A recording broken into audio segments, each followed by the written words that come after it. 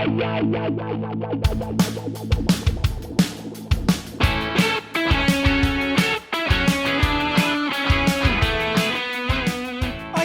eu sou a Jazz, você tá ouvindo o JujubaCast.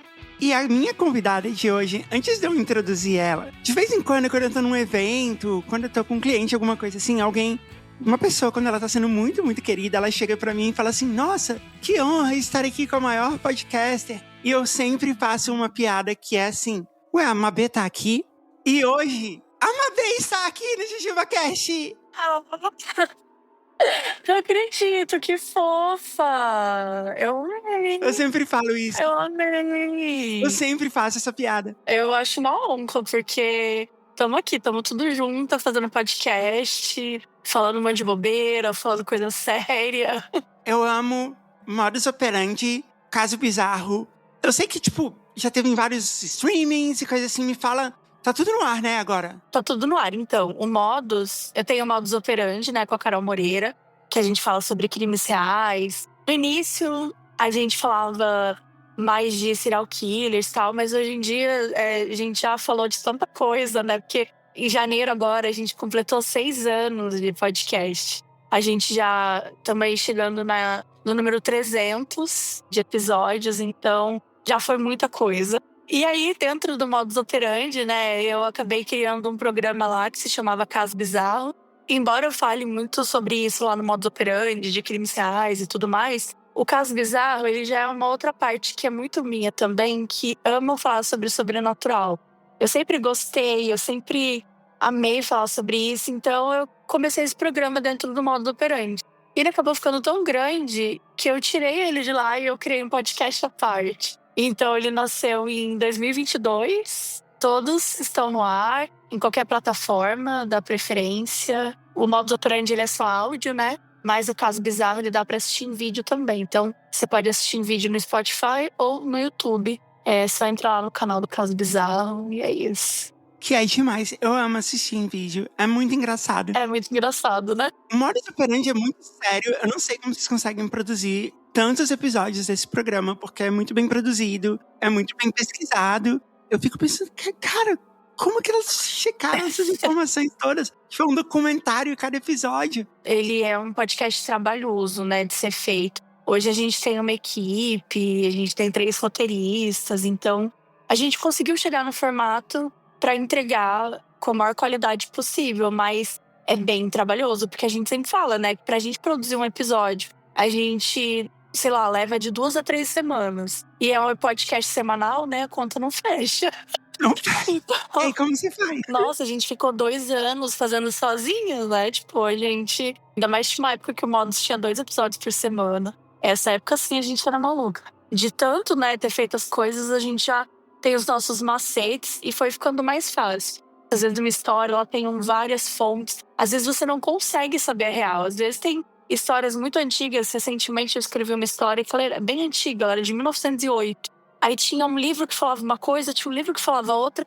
E assim, às vezes você não tem a resposta mesmo, sabe? Às vezes a resposta é essa, tipo, galera, a gente tentou encontrar essa informação e não conseguimos. Então, acho que a gente tenta checar bastante fontes também, mas quando a resposta não vem, a gente não força, sabe? A gente fala, é isso, galera, tem fonte que fala isso, tem fonte que fala aquilo. E tá certo. É muito impressionante. Eu vi o Modus Operandi. É muita informação condensada. Então dá pra perceber que tem muita pesquisa por trás, assim. Aqui na Paraçal, a gente também faz um programa similar, assim, em termos de pesquisa, que é o Discoteca Básica. E a gente faz, sim. Cada temporada tem 10 episódios. Então eu acho muito impressionante vocês fazerem por semana. A pesquisa é uma coisa que dá muito trabalho, mas que, pra mim, é a parte mais legal. É muito divertido, né? Tipo, eu gosto muito de escrever. Eu me considero mais roteirista do que qualquer outra coisa, né? Mais escritora. Então, pra mim, essa é a parte mais legal. Mas eu sinto que eu tô sempre correndo contra o tempo, sabe? Eu sinto que eu nunca tenho o tempo suficiente pra escrever as coisas que eu quero. E isso é um drama. Teve um episódio que eu falei, ai, não, eu quero contar essa história. E daí eu fui ler um livro de 400 páginas, e aí eu, amei. Daí eu peguei um outro livro de 400 páginas. E assim, é muita coisa. E aí eu me empolgo. E daí quando eu vejo, tipo assim, Pô, mas já era pra ter entregado esse roteiro, sabe? E aí eu sofro muito por causa disso. É o famoso não sabendo que era impossível, foi lá e fez. Olha, sim. Teve uma vez que eu fui gravar um Nerdcast de história, que era sobre história americana e coisa assim, porque tem um lançamento do Assassin's Creed, que era nos Estados Unidos, uma história assim. Eu fui tão longe que eu fiz um curso de 6 meses de história americana. Que isso? Eu sei tudo. Meu Deus. Aí quando gravou o episódio, era só eu falando. Eu falei, parece que eu tô fazendo uma apresentação na escola, sabe? A gente se empolga, né? A gente começa a se mergulhar. E recentemente eu também tava escrevendo um roteiro pro Modus, que é um crime muito triste e tal. E aí, dentro desse crime, tem um cara que ele não tem nada a ver com esse crime, mas que ele é uma pessoa que é investigada em algum momento. E aí, depois de muitos anos, ele fica famoso na Universidade de Stanford como o ladrão do Tupperware. E aí eu fiquei obcecada com essa história, sabe? Tipo, é uma coisa X, que não tem nada a ver com o crime, que não tem nada a ver. Era um sistema lá no estacionamento, foi nos anos 70, então faz bastante tempo. E aí o estacionamento tinha um sisteminha lá que ficava uma caixinha que caía as moedinhas que a galera pagava. E daí ele colocava um Tupperware embaixo pra, tipo, roubar algumas moedas, assim. E aí ele foi desviando esse dinheiro do estacionamento, que era o lugar que ele trabalhava. E aí ele ficou conhecido como ladrão do Tupperware. E assim, sabe? Tipo, X, não tem nada a ver com o caso, mas eu já fiquei assim, meu Deus, o que tá acontecendo aqui, sabe? E aí a gente vai ficando curiosa e se joga. É um nome de personagem muito bom mesmo. Sim. Mas olha só, quer saber uma coisa bizarra e completamente acidental? Meu Deus. Esse é o programa número 333. Gente. Você assistiu o Exorcismo de Emily Rose? Sim. É a Hora do Capeta, 3h33 da manhã. Os episódios do Caso Bizarro saem às 3 da manhã, né? O povo ama isso. Então, Que é a hora do demônio, não dá. exato. Eu amei que você escolheu esse episódio. Não, eu não escolhi, porque era pra gente ter gravado antes. A gente adiou pra hoje. Só que nessas 2 últimas semanas, eu fiquei sem voz, eu não gravei. Era pra ser. Teoricamente, esse episódio seria o 335, mas acidentalmente, sempre que a gente faz episódios de histórias sobrenaturais, essas coisas acontecem. Sempre tem uma porta que bate no meio, sem brincadeira. Sim. Os episódios de terror que a gente faz de Halloween, acontecem isso. E a gente guardou as nossas últimas histórias de terror e sobrenatural pra ler com você. Então esse vai ser o JujubaCast. Eu posso falar que é histórias de casos bizarros? Ótimo. Posso colocar isso no título? Não vai ficar ótimo? Eu amei. Vou falar isso. Juju bizarro. Lembrando que esses são os últimos episódios do JujubaCast. Eu acho que tem esse mais 7, se eu não me engano. Eu já perdi a conta. Mas depois a gente vai estrear um novo programa, que vai ser o Tem Culpa Eu. A gente vai lançar depois do Carnaval. Você já viu a hashtag Am I the Asshole que tem na internet? Sim. Que é geralmente uma história que você não sabe se você foi a pessoa cuzona ou outra pessoa que foi. Então, Tem Culpa Eu vai ser esse tipo de história. As pessoas mandam e a gente vai julgar se você tem culpa ou não. Normalmente tem culpa todo mundo. Quero ser chamada por esse também. Eu vou chamar você e todo o pessoal do Caso Bizarro também, que vai ser ótimo, julgando as pessoas. Vocês são muito bons nisso. Então, pra mandar a história pro Tem Culpa Eu, é temculpaeupod@gmail.com.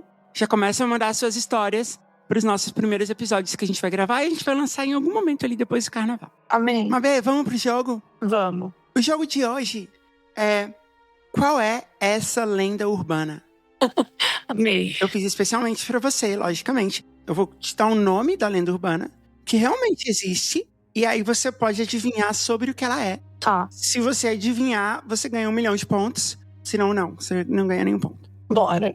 Então tá. A primeira lenda urbana se chama Homens dos Pés de Louça. Você já ouviu falar?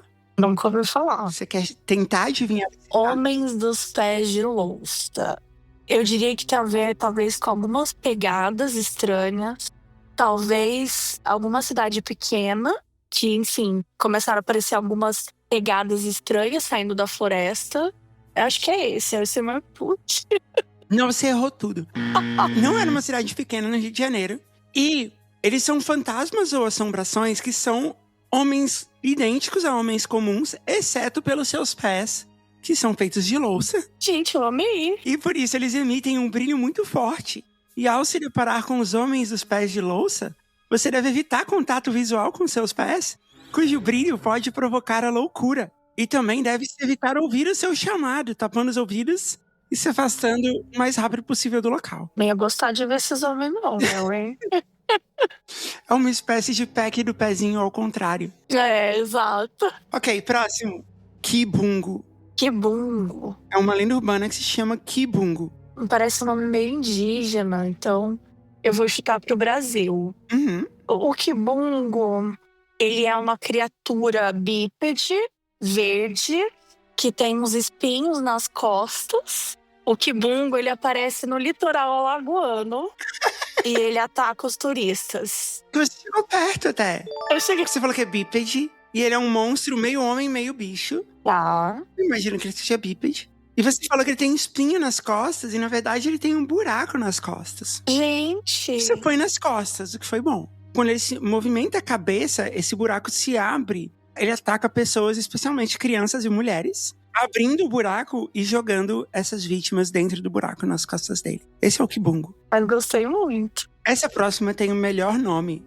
Eu sei lá de onde a minha produção tirou isso, mas a lenda urbana se chama o Gato Boris. Se for o que eu tô pensando, é uma creepypasta, mas eu não lembro se é tipo um gato que o sorriso dele aparece no escuro. Não sei, Eu achei legal você ter falado creepypasta, porque tá escrito aqui que ele nos deixou em 2016. Então tem boa chance de ser isso, né? Porque é recente. Ele é um gato charmoso e preto que morava dentro de um sebo. E nas noites de lua cheia, o gato Boris virava homem e passeava pelos bares ao redor. E o Boris protege quem doa livros para crianças carentes em noites de luar. Ah, que fofo, eu amei. Eu não sei se ele protege as pessoas em noites de luar, ou especificamente se você doa livros em noites de luar, que é um horário bem difícil de doar livros. Não é o melhor momento de doar. Talvez ele faça isso só pra poder atacar as pessoas, porque ele falou, ó, você doou meio-dia, então eu vou atacar você, porque tinha que ser à noite. Mas o nome Gato Boris é maravilhoso. Nossa, eu amei o Gato Boris. Então, realmente, não tinha nada a ver com a minha lembrança. Mas gostei, eu amo gato preto. Tive 2 gatos pretos. Eles já são falecidos. Hoje as minhas gatinhas são frajolinhas. Então, de alguma forma, eu tenho minhas próprias gatas Boris. Fica a dica para um próximo gato de nome. Sim. Última rodada. Bora. O nome da lenda, Shibamba. Shibamba. Gente, vocês estão... Porque eu sou boa de folclore, viu? De lenda, assim. E eu nunca ouvi falar. Mas eu vou falar que a Shibamba, ela é brasileira também. Ela tem o nome de brasileiro.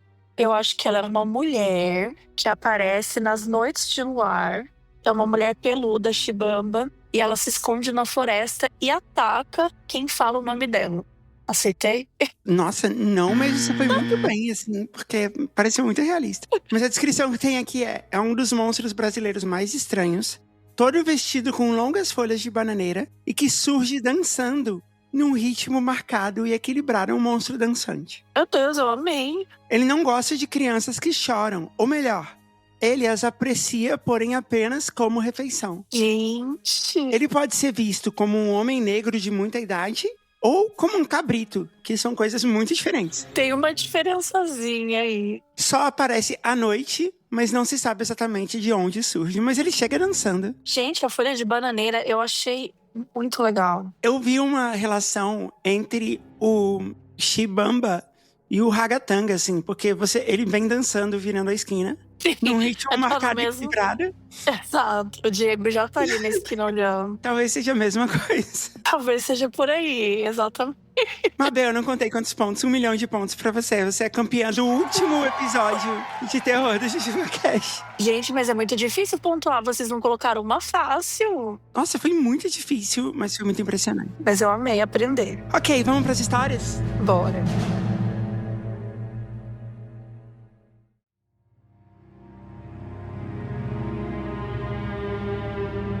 História de terror. Mabel, eu vou ler a primeira, ok? Ok. Olá, Jazzy, possível convidado, convidada. Olá. Eu me chamo Ana Beatriz e seria um prazer se todos os nomes da narrativa pudessem ser alterados, se possível. Caso não queiram, sintam-se à vontade para usar os nomes originais, a gente vai alterar. Eu vou inventar alguma coisa. Eu moro em Recife, Pernambuco, e é lá que a história se passa, mais precisamente em 2017. O que aconteceu nesse ano? Bom, eventos como a Operação Carne Fraca o atentado em um show da Ariana Grande em Manchester, que tristeza. Nossa, e esse então, a posse de Trump nos Estados Unidos e várias outras eventualidades tornaram a época um pouco conturbada. Mas nada se compara ao evento pra lá de esquisito que ocorreu na casa onde eu morava com os meus primos. Chibamba. Chibamba, ok? Kibungo. Chibamba, Kibungo e Gato Boris. E Gato Boris. É isso. Gata Boris, no caso. Boa. A casa é bem grande, construída no início dos anos 2000, com uma arquitetura característica da época, com muitas ondulações nas paredes e na fachada. No térreo, há uma suíte, uma sala, um vasto quintal e uma enorme cozinha. Primeiro era 3 quartos, um dos quais, a Ana Beatriz, que a gente não inventou o nome pra ela. A gente vai chamar ela de Ana B. Isso, eu não tenho. E ela e a Gata Boris dividem um quarto.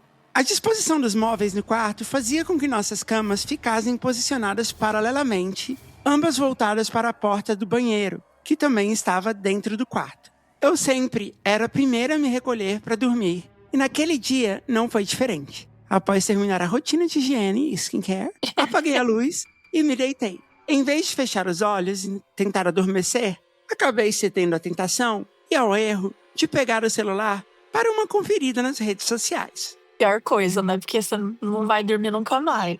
Sempre um erro. É. Alguns minutos depois, quando desliguei a tela, a primeira coisa que vi foi um homem me encarando na penumbra do quarto, Puta que pariu. parado exatamente na porta do banheiro imóvel. Eu já pegava minhas coisas e fugia. Ainda bem que é um caso bizarro e não um modus operandi. Exato. Congelada e com o coração acelerado, não consegui fazer nada a não ser encará-lo de volta. Pensamentos frenéticos atravessavam minha mente, tentando encontrar uma explicação racional para o que estava vendo. Seria uma ilusão de ótica por causa da luz do celular com a luz apagada? Estou tendo um pesadelo muito real? Talvez uma paralisia do sono, mesmo nunca tendo tido um episódio antes? Finalmente cedi à loucura? Finalmente esse dia loucura é ótimo. Será que chegou minha vez? É isso? Olha só, eu recomendo que se você vê um homem parado na penumbra do banheiro do seu quarto, a primeira coisa que você tem que pensar é alguém invadiu seu quarto e corre. Exatamente. Ou grita, sei lá, pede ajuda. Tem uma coisa também de momentos muito desesperadores que a gente às vezes dá uma travada, né? Eu acho que foi meio que isso, assim, ela travou e ela começou a pensar, meu Deus, será que eu tô vendo coisa? Mas, gente, é o que a Jess falou. Primeiro sai correndo, depois você pensa. Primeiro pensa no natural, depois no sobrenatural. Exato, Eu acho que é mais seguro. verdade. Olhando em retrospectiva, parece que o momento se prolongou, mas na realidade foi algo que durou menos de 2 míseros minutos. Cara, 2 minutos encarando É uma muita silhueta no banheiro é coisa. muita coisa. Com uma vasta bagagem de filmes de terror, tomei a decisão que parecia mais correta e racional no momento. Me virei para o outro lado e fingi que nada estava acontecendo. Meu Deus, que filmes são esses que você tá assistindo, pelo amor de Deus? Não, não dá, não dá. Não dá, galera, não dá pra virar pro lado. Afinal, o personagem que vai atrás dos barulhos estranhos ou dos vultos inexplicáveis geralmente não acabam bem. Ela tem um ponto, mas assim, ninguém tá pedindo pra você correr atrás dele, a gente quer que você corra dele. Tem um botão do telefone de emergência, por exemplo. Exato. Esse personagem é sempre aquele que grita pra tela da TV, seu burro, burro. Eu não queria ser esse personagem. Reafirmei pra mim mesma que de fato era uma visão cansada por estar mexendo no celular com as luzes apagadas. Caso houvesse alguém ou algo ali, eu não queria ligar a lanterna pra conferir, pensando que, ao apagá-la, o homem apareceria bem na minha frente e seria meu fim. Meu Deus. Cara, talvez você tenha visto filmes de terror demais. Sim, tem isso também. Imagine, o letreiro dos créditos começa a rolar. Mais um desfecho patético no mundo. Sua vida não é um filme, Anabê. Não ver, não dá, você tem que fugir, mulher. A ignorância é uma dádiva. E por mais absurdo que pareça, acabei adormecendo alguns minutos depois, movida pelo cansaço. Às vezes o cansaço também é uma dádiva. Quando acordei no dia seguinte, o que é uma ótima notícia, Deu bom, se ela tá mandando essa notícia, né, já que deu bom. já não me lembrava mais do episódio. Segui meus afazeres matinais despreocupado, skincare matinal, e sem vestígios do que havia acontecido. Mais tarde, fui para a cozinha tomar café. Kibungo e Gata Boris já estavam lá, conversando exaltados sobre algo, como era normal, ok. Desejei bom dia e comecei a preparar minha refeição. Focado em outros pensamentos, só consegui captar palavras-chave como homem, parado e muito estranho. Nesse momento, um clique na minha mente me fez lembrar da noite anterior. Meu Deus. Ana B, você não estava muito louca nessa noite? Vocês beberam antes de dormir. Lentamente, me virei para a mesa, com o coração acelerado. Eu gostei do que ela lentamente se virou, mas o coração estava acelerado. E perguntei sobre o que estavam falando. Kibungo repetiu o que estava dizendo a gata Boris. Ao terminar de jantar, ele achou ter visto um homem próximo à sala, mas quando se aproximou, percebeu que era apenas um engano, embora o homem parecesse muito real. Sério, o que você faz? Você esqueceu totalmente. Aí do nada a pessoa fala que viu alguém também, gente. Tá tudo tranquilo, café da manhã, sucrilhos. Não é exato. Ouvi tudo com olhos arregalados, sentindo o pânico prévio novamente. É comum que uma única pessoa ache ter visto algo, mas duas não poderia ser coincidência. Aí deu merda. Comecei a contar minha história para eles sobre a experiência semelhante que tive com, talvez, o mesmo homem silencioso. Enquanto discutíamos ao redor dos cafés frios, Shibamba, o terceiro dos irmãos, chegou para o café. Por trabalhar durante toda a noite como chefe de cozinha, ele acordava mais tarde. Ao entrar e murmurar um cumprimento, ouviu nossa conversa atentamente, com o senho franzido e um olhar incrédulo. Parabéns pela expressão senho franzido. Senho franzido é escritora, né? Ana B é escritora. Quando finalizei meu relato, Kibungo complementou o seu. Shibamba calmamente disse: quando cheguei do trabalho, por volta das 3 da manhã, olha aí, Mabê. Gente, não, é o horário do demônio, não adianta. Eu fui fechar as portas e vi um homem parado no quintal da casa. Oi? Eu tava achando que o Shibamba era ele. Eu achei que ia acabar agora. É, eu achei que era exatamente, que era o Shibamba que eles tinham visto. Acendi as luzes externas, mas não havia ninguém. Nos encaramos em silêncio por alguns minutos, até cairmos numa crise de riso, claramente chocados por 3 pessoas terem visto alguém na casa que não morava conosco. Pelo menos não que soubéssemos. É, ele morava, vocês só não estavam sabendo aí, não pagavam aluguel. Vocês devem estar esperando uma explicação lógica, mas não há. Ao contatar amigos da religião espírita, alegaram que se tratava de uma passagem que não pretendia fazer mal a ninguém. E eu prefiro acreditar nisso. Nunca tive medo dos mortos. Sou enfermeira e a morte, infelizmente, está sempre rondando um hospital. Mas também prefiro que os que já passaram para um novo plano permaneçam lá, ou pelo menos invisíveis aos meus olhos. Eita. Epílogo. Não tocamos mais no assunto depois daquele dia. Como se desejássemos não tornar real algo que claramente não queríamos relembrar.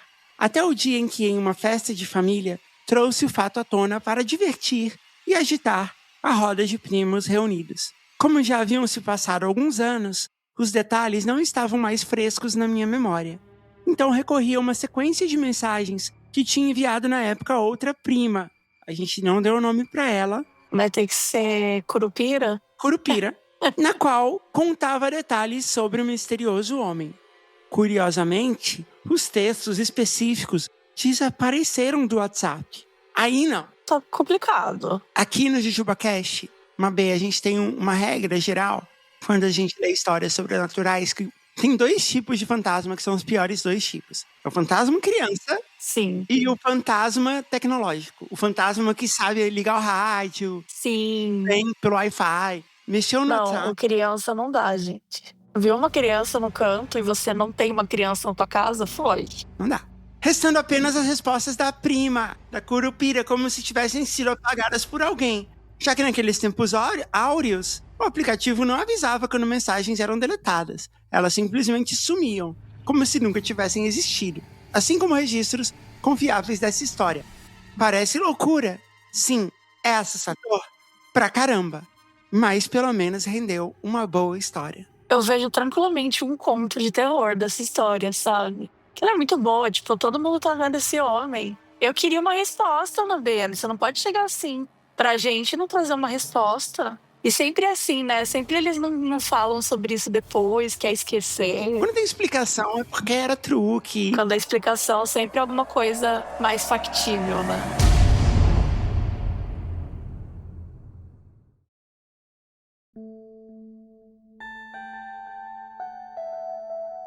Mabê, você lê pra gente a próxima história? Leio. Olá, Jazz e possíveis convidados. Me chamo... Então aqui eu já vou mudar o nome dele, né? Vamos continuar na onda de nomes do folclore brasileiro? Vamos. Pra você, qual é o mais curioso? Eu gosto muito da Madame Fulozinha, mas como é homem, vamos de Saci Pererê. Eu gosto de Saci Pererê. Saci Pererê é maravilhoso. Mas tem um que eu gosto muito, que é o Boitatá, que eu nunca entendi direito. Ai, o Boitatá é tudo. Eu O amo Boitatá não é um boi, é uma cobra. tipo, a primeira isso? quando eu descobri isso, eu fiquei Não é? chocada. Mas, gente, pera, como assim? Não é um boi, é uma Eu cobra. gosto do Boitatá. Bora lá, me chamo Boitatá, sou de Belo Horizonte, mas atualmente moro em Portugal. Podem mudar meu nome dos envolvidos na história, já mudamos. A história se passa no longínquo ano de 1998. Ano em que o Brasil perde a Copa do Mundo para a França. Ano em que surge a Google. E não tão menos importante, ano em que Sheila Mello foi escolhida a nova loira do Tchan. Que ano? Gostei desse ano. Até porque em 98, eu era muito fã do Chupacabras. Então eu lembro que era um bom ano. A gente perdeu a Copa, mas ganhou a Sheila Mello. Exato. Naquele ano, meus pais se mudaram para uma cidade da grande BH chamada Ibirité. Conheço. Eu era uma das poucas pessoas do meu bairro na época que tinha um computador. Por isso me tornei conhecido muito rapidamente. Na época, a internet estava começando, pelo menos para mim. Em uma das minhas andanças na grande rede, acabei por descobrir um programa chamado Lucifer. Se vocês nunca ouviram falar, trata-se de um programa que prometia responder a todas as suas perguntas, desde que você perguntasse com jeitinho. Gente, você lembra disso? Eu não lembro disso. Basicamente, o programa funcionava da seguinte forma: você digitava uma pergunta, pedindo sempre com educação, e ele te dava uma resposta. Por exemplo, eu poderia perguntar: meu amável amigo, que és tão belo, qual o nome da pessoa que está do meu lado? E o programa milagrosamente acertava o nome. É claro que o Lucifer, o freio na cueca, o dor de barriga em fila de banco, o produto de R$ 1,99, o balinha soft, tinha mais o que fazer do que responder perguntas de um garoto de 13 anos. O que acontecia, na verdade, é que enquanto você digitava a resposta, o programa mostrava como se você estivesse digitando os elogios antes da pergunta. No caso do exemplo acima, enquanto eu digitava secretamente o nome da pessoa, no monitor do computador ia aparecendo "meu amável amigo". Ao terminar de digitar a resposta, eu apertava alguma tecla que não me recordo, continuava com a pergunta. Por eu ser um dos poucos com computador, ninguém conhecia esse programa, então resolvi testá-lo. Eu tinha um vizinho chamado Saci Pererê. Saci Pererê, que era 3 anos mais velho que eu. Um dia, eu lhe disse que tinha baixado um programa no computador e, contou do Lúcifer. O Saci Pererê, descrente, pediu para ver. Vale ressaltar aqui que o bairro onde eu morava era um bairro muito humilde. Então, quando o Saci Pererê viu o computador respondendo o seu nome, ele ficou paralisado. Eu poderia ter parado ali. Afinal, eu me diverti bastante a ver a cara do Saci Pererê achando que estava tendo um bate-papo com o Lúcifer. Mas sabe como é? Criança é foda. Ele não queria causar, né? Convidei, então, o Saci Pererê a ir na minha casa todos os dias pra gente fazer uma roda de bate-papo com o Lúcifer. Ai, tadinho. O que começou como uma simples brincadeira acabou tomando proporções gigantescas. No princípio, eram perguntas simples, do tipo: onde moramos, onde estudamos, o que gostamos de fazer. Com o passar do tempo, eu comecei a exagerar um pouco na conversa. Lembro de uma vez que o Lúcifer respondeu que estava cansado de conversar com a gente e que estava precisando de uma massagem. O Saci Pererê, de prontidão para agradá-lo, sabe-se lá por quê, começa a acariciar o mouse bem lentamente, enquanto me pedia para perguntar se ele estava gostando. Que loucura! Confesso que era muito difícil para mim manter a pose e não rir na frente do pobre garoto. Outra vez, o Lúcifer decidiu que acompanharia o Saci Pererê até a escola, mas que ele não poderia olhar para trás de forma alguma, porque o Lúcifer iria atrás dele, não queria ser visto. Tadinho do menino. Tadinho, sério, aqui já tá sacanagem. Bom, o Saci Pererê estudava à noite, e nesse ponto, ao ver o Saci Pererê indo para a escola sem olhar para trás e pisando forte de medo, eu vi que talvez eu tivesse exagerado. Mas sabe como é? Criança é foda. Até um dia que não me recordo por quê, o Lúcifer disse que estaria na escola esperando o Saci Pererê todos os dias. Ele passou quase 2 semanas matando aula com medo de encontrar o Lúcifer no caminho. Tadinho, meu É Deus. claro que a escola acabou ligando para a mãe do Saci Pererê para saber se tinha acontecido alguma coisa. E foi quando ela descobriu que ele não estava indo para a escola. Ele não contou pra mãe o que estava acontecendo, apenas disse que não queria estudar mais à noite.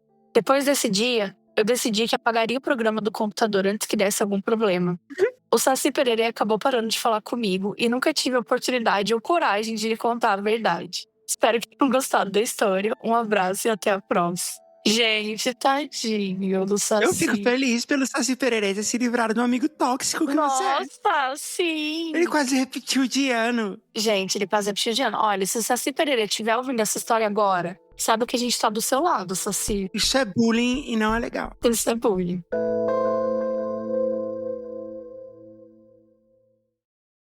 A história a seguir contém menções à autolesão e morte. Ouça com cuidado e priorize o seu bem-estar. Ok, eu vou ler a próxima história. Tá. Saudações, Jess e possíveis convidadas. Esses dias recebi uma amiga minha do Rio de Janeiro aqui em São Paulo pela primeira vez. E na noite do último dia que ia dormir aqui em casa, minha mãe a brindou com uma história good vibes, só que não da sua infância. Já conheço esse relato dela há anos, já nem lembrava mais. Vocês não precisam se preocupar com nomes nessa história, mas se quiserem colocar nomes dos meus familiares, fiquem à vontade. A gente vai tentar. Quando minha mãe era pequena, lá no interior do Ceará, em Crato é um nome maravilhoso de cidade, né? Muito bom, né? Ela começou a desenvolver sua mediunidade. Pois bem, no vilarejo onde moravam ela e suas primas, um homem havia morrido enforcado com a corda da própria rede. Um dia, anos depois da sua morte, a tia da minha mãe viu de soslaio, parabéns pelo uso da palavra soslaio, um leitãozinho cheirando o seu pé enquanto ela estendia a roupa no varal. Essa história fez uma curva de 90 graus, de repente. Nossa, muito! Mas ok.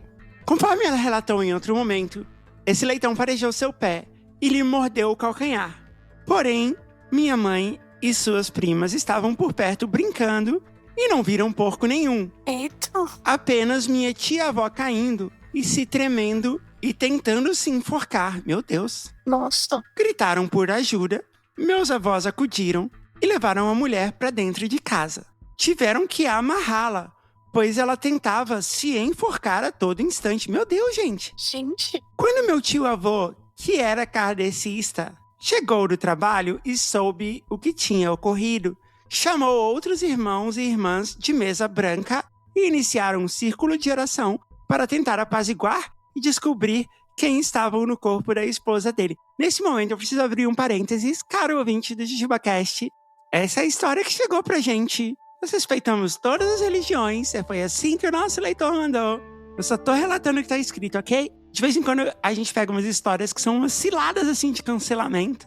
Ah, mas aqui eu acho que não tem nada não, é só... É que eu não sei o que vai vir, então eu já tô avisando agora. Mas eu queria muito homenagear o caso bizarro e chamar esse leitãozinho de porca de calcinha. Amei. Que o Porca de Calcinha é um personagem do caso bizarro, praticamente. E eu já gostei. Por mim... Sem sucesso, levaram ela para o centro de mesa branca e lá ela ficou em tratamento por algum tempo. No retorno, ela ficaria 21 dias sem poder sair de casa e, para não ficar sozinha com as filhas sem poder sair, ficou na casa dos meus avós. Minha avó disse para minha mãe: vão brincar no quintal, mas volta para dentro antes das 18 horas, que é para fechar a porta e não abrir mais. Minha mãe e suas primas foram brincar e em volta do quintal tinha um milharal. Ah, milharal já é bem filme de terror, né? Milharal é foda. Você já viu? Tem o filme do milharal. Eu já vi. Quase todas as histórias do Stephen King tem milharal. É impressionante. Sempre tem um milharal. Sempre tem um milharal maldito. Eu nunca li o livro. Eu sei que tem um filme de Stephen King, que é As Crianças do Milho. E o nome do personagem principal, que ele vira meio como um líder, assim, de uma seita, é o Malakai. E ele habita os meus pesadelos até hoje.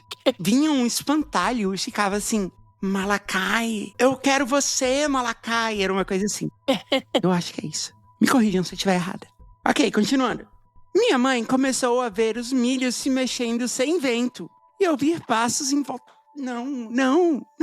Gente, não dá. Já tava louca aqui. Você não pode morar perto do milharal. Não pode. Milho alto. Perguntou se suas primas também estavam vendo, mas elas não viam nem ouviam nada. Minha mãe, então, com medo, chamou as primas para correr para dentro da casa, que já estava perto das 6, e tinha que trancar a porta. Quando elas chegaram e abriram a porta de casa, minha tia-avó estava tomando sopa na mesa e subitamente caiu no chão se contorcendo de novo. Não. Meu Deus. Quando o tio de minha mãe chegou, fez um novo círculo de oração, novamente sem sucesso, levou a esposa de novo para a mesa branca. Na volta, dessa vez na própria casa, com minha avó incumbida de ajudar a cunhada com os afazeres, minha mãe viu seu tio chegando mais cedo do trabalho e foi cumprimentar ele. Quando saiu, não o viu mais. Foi procurar na casa dos tios, mas ele não tinha chegado. Foi quando ela viu ele pela janela de novo e abriu a porta, agora da casa da tia. Ela já estava em outra casa para recebê-lo. Só que em vez disso, ela viu um homem estranho que riu da cara dela e a tia voltou a convulsionar no chão da cozinha atrás da minha mãe. Era o espírito da porca de calcinha. Meu Deus, era a porca de calcinha mordendo o calcanhar. Nessa terceira vez, com o círculo de orações, conseguiram arrancar o nome de quem estava incomodando. Era mesmo o vizinho que havia morrido anos antes, na rede. Perguntaram o que ele queria para deixar a família em paz.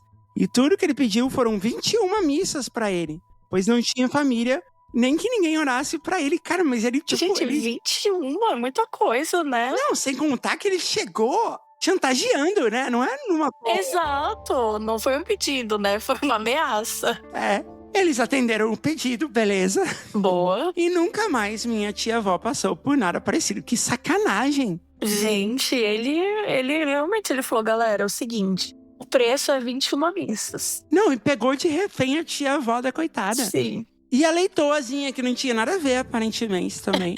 Exato. Minha mãe é médium. Até hoje tem a capacidade de ver a vida que está para chegar e a que está para partir. Quando ela vê de relance uma moça com barriga de grávida, já de 8 ou 9 meses, mas na verdade essa barriga ainda não existe, não demora nem um mês para essa moça descobrir que tá grávida mesmo. Você sacou, Mabê? Ela vê a gravidez antes. Ela vê antes de rolar. Que foda. Imagina essa mulher em Taubaté, há 20 anos atrás. Minha mãe tem fama de bruxa no bairro por causa disso. E quando alguém conhecido está perto de morrer, se ela visitar essa pessoa, ou se ela vir em foto, ela enxerga o rosto dessa pessoa secando até ficar só a caveira revestida de pele. Meu Deus, que vida horrível que sua mãe leva, desculpa. Não, eu acho que a mediunidade, ela tem que tomar bastante cuidado, né? Porque deve ser meio difícil mesmo ter essas visões. Segundo ela, só por um instante, depois disso, todos os que ela viu isso acontecendo morreram poucas semanas depois, quer fosse por doença, acidente ou violência urbana. Não mostra foto minha pra ela, por favor. Né? Quando ela não vê a caveira da pessoa, mas sente cheiro de rosas frescas dentro da casa, ela também já sabe, meu Deus, que alguém próximo ou conhecido vai morrer, nunca fale. Eu quero parar de ler essa história, sério mesmo. Tá com medo? Tá cada vez pior. Bom, espero que tenham gostado, mas mais importante, que tenham ficado com um cagaço de leve. Eu amo que ela queria assustar a gente, safada. Conseguiu de verdade. Não, essa história é boa. Um abraço pra vocês e bons sonhos. Bons sonhos pra todo mundo que ouviu esse programa. Né? Boa sorte aí nos sonhos agora, quero ver. Mabê do céu, como você consegue fazer isso toda semana? Hoje, né, eu acho que a gente tem também uma pegada muito mais pro humor também.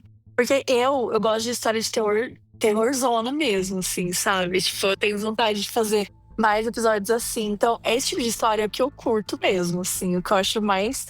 Porque eu acho muito curioso, sabe? E eu acho que tem tantas explicações que a gente não tem, né? Porque essa coisa da mediunidade, né? Pra quem acredita, e eu acredito bastante, é uma bênção, mas também é, de certa forma, uma maldição, né? Porque imagina você ter essa capacidade de ver algumas coisas, né, acontecendo, de ver vida e de ver a morte tão próxima. Meu Deus! O quanto isso deve mexer também com as pessoas, né? E também aquilo, tipo, o que você faz? Você conta pra uma, sabe?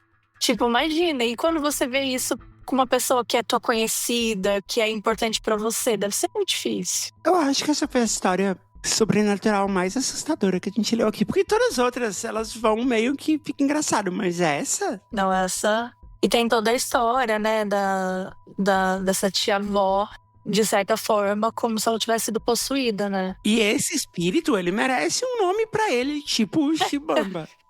Tipo o Ishibamba, exatamente. Porque ele chegou lá e falou, galera, é o seguinte. São 21 missas e não se fala mais isso. É, tipo, faca no pescoço. Vai ser isso aí, é esse meu pagamento. É tipo um golpe. Só que ao invés de ser um golpe do WhatsApp, assim, de fazer o Pix, É o golpe da missa. é o golpe da missa, meu Deus. Não, e 21 missas é muita coisa. Porque se for, tipo, uma missa semanal, por exemplo, é 21 semanas. É metade do ano fazendo missa pra esse homem. Ah, não, eu não ia dar conta, não. Se bem que eles podem ligar em 21 igrejas diferentes e resolver isso em um dia. Porra, mas aí. O Pix é melhor. O Pix poderia ter sido mais suave. Mas eu amei. Mabê, foi uma honra ter você aqui nesse episódio. A gente tá nos últimos episódios do JujubaCast e ainda bem que deu tempo de você vir nesse episódio tão especial. Sim, eu amei. Foi muito legal. Muito obrigada por você ter vindo. Obrigada pelo convite. E eu quero te chamar também pra ir no Caso Bizarro. Prometo que eu trago histórias mais tranquilinhas. Tá bom, eu vou amar aí, vai ser uma honra.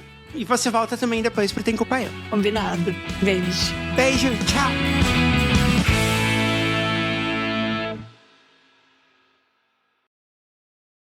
Parasol.